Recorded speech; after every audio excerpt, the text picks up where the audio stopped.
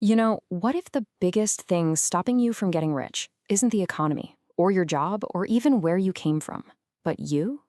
Kind of wild, right? Well, today we're cracking open Richard Templar's bestseller, The Rules of Wealth, to figure out exactly why that might be true. Okay, let's get real for a second.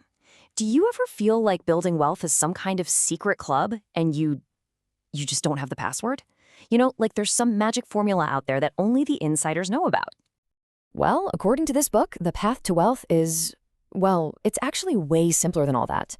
But in some ways, it's also a lot harder. See, it's not really about what's in your bank account. It's about what's going on in your head. It's a total shift in how you think, how you act, and yeah, how you see your own future. So everything we're talking about today comes straight from this book. It's packed with over 100 really straightforward rules. Now, we're not going to cover every single one, of course, but we've boiled down the absolute core ideas into a simple, three-part journey for us to go on together. So, you ready to start thinking like the wealthy? Let's do this. All right, first up, and this is maybe the most important part of the whole thing, it's all about the foundation. It's about building the mindset of a wealthy person. Because Templar basically says your mindset is like the soil, and your wealth will either grow strong in it or it's going to wither and die.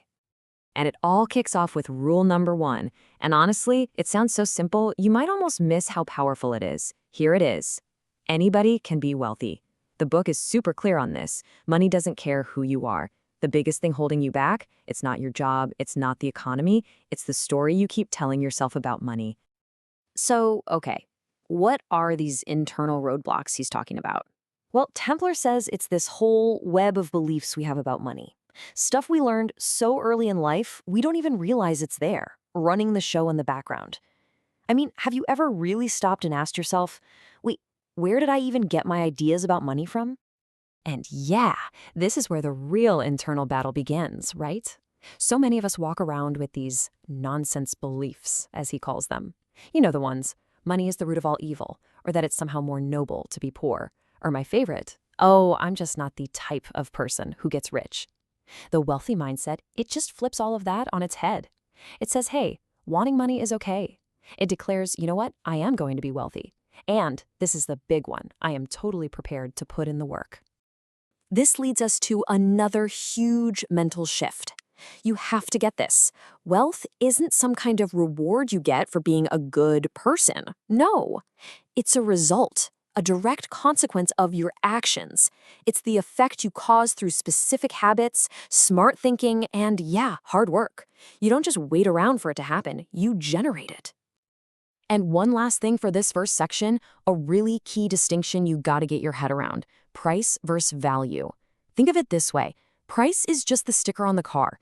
Value, well, that's where that car can actually take you for the next 10 years. The wealthy, they are absolutely obsessed with the long-term value, not just the upfront price tag. All right, so you started to work on that mindset. Awesome. Now, it's time to get our hands dirty. In this second part, we are officially moving from thinking to doing. This is where things get super practical. Templar gives us a super clear foundation, and it all starts with a big old reality check. I mean, you can't plan a road trip if you don't know where you are on the map, right? So step one is a brutally honest look at your finances, a full audit. Then you've got to get things under control. Plug the leaks, track where every dollar is going. Why? Simple. You can't manage what you don't measure. And all of that leads to the absolute golden rule. You have to spend less than you earn. It's not sexy, but it is the non-negotiable engine of all wealth creation. Now, let's be clear, there's no magic wand here. The book is really blunt about this part. Building wealth is kind of like pushing one of those giant, heavy flywheels. At first, man, it takes a ton of effort just to get it to budge. But once you get it spinning, it starts to generate its own momentum. So the whole goal is to work your tail off now to build the systems that are going to work for you later on.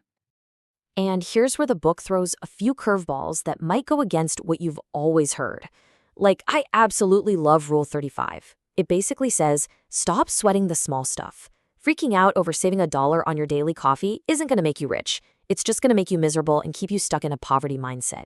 Instead, focus on the big wins, like creating totally new income streams, because, as another rule points out, you can't get so bogged down earning a living that you forget to actually build some real money. And this quote, This really just nails the whole action phase. Look, a salary is fantastic for stability.